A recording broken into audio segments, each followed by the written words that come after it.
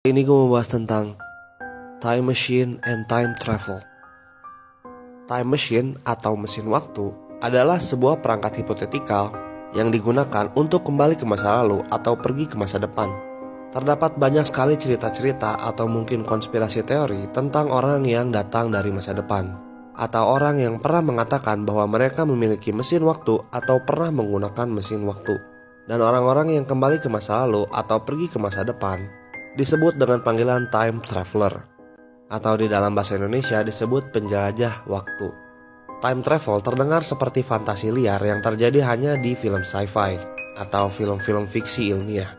Namun sebenarnya kita menjelajahi waktu setiap harinya. Bingung? Biar gue jelasin.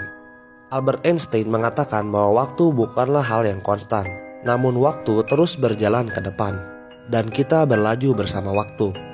Menurut Albert Einstein, waktu adalah dimensi keempat, bersama dengan ruangan 3 dimensi, yaitu kehidupan yang kita jalani saat ini. Waktu bergabung dan membuat space-time. Secara teori, membangun mesin waktu adalah hal yang memungkinkan. Namun, mesin waktu yang dibuat bukan seperti mesin waktu yang ada di film-film, namun berbentuk seperti pesawat. Karena rahasia dari time travel atau menjelajahi waktu adalah lo harus bisa melaju secepat kecepatan cahaya. Teori Albert Einstein tentang relativity mengajarkan kita bahwa semakin cepat kita melaju di luar angkasa, maka semakin lambat waktu yang kita rasakan.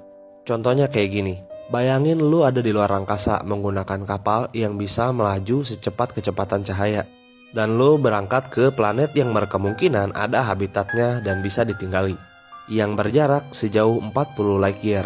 Buat lo yang nggak tahu apa itu light year adalah sebuah satuan yang digunakan untuk menentukan jarak astronomis. Dan jarak 1 light year dalam kilometer adalah 9,46 triliun kilometer. Kembali ke contoh tadi. Saat lo sampai ke planet tujuan lo melihat terdapat kehidupan primitif di planet itu. Akhirnya lo memutuskan untuk memberitahu orang-orang yang ada di bumi, dan lo bergegas kembali menggunakan kapal lo. Namun saat lo sampai ke bumi, rekan-rekan kerja lo yang mengirimkan lo keluar angkasa sudah sangat-sangat tua. Dalam perspektif lo hanya pergi selama 2 tahun lamanya. Namun bagi orang di bumi, lo sudah pergi selama 80 tahun. Dan fenomena ini disebut juga sebagai time dilation. Namun senario itu untuk saat ini masih bisa dianggap tidak mungkin terjadi, karena pesawat keluar angkasa tercepat yang manusia buat, Apollo 10, memiliki kecepatan 11.000 meter per detik. Sedangkan untuk mencapai kecepatan cahaya, kita membutuhkan 299 juta meter per detik. Dan untuk seorang manusia melakukan perjalanan dengan kecepatan cahaya merupakan hal yang saat ini bisa dianggap sebagai tidak mungkin. Karena jika kita maju secepat itu, maka gaya yang disebut centrifugal akan sangat-sangat besar, yang efeknya akan membuat badan kita tercabik-cabik. Namun kita anggap aja semua itu sudah teratasi. Ada masalah baru dengan time travel atau menjelajah waktu. Saat lo melakukan penjelajahan waktu ke masa lalu, lo akan menciptakan sebuah paradoks yang menghasilkan cerita baru untuk masa depan. Karena untuk mencapai titik ini pada tahun 2022 terjadi banyak rangkaian event atau kejadian yang tidak sengaja kita lakukan atau sengaja kita lakukan. Dan dari sinilah teori tentang multiverse mengambil teorinya, yang berkata bahwa apapun yang terjadi, apapun yang berubah dari penjelajahan masa lalu akan menghasilkan cabang universe yang baru, yang hasilnya mungkin bisa berbeda-beda. Mungkin di satu universe lu sudah meninggal, atau di satu universe orang tua lu tidak bertemu, dan masih banyak lagi.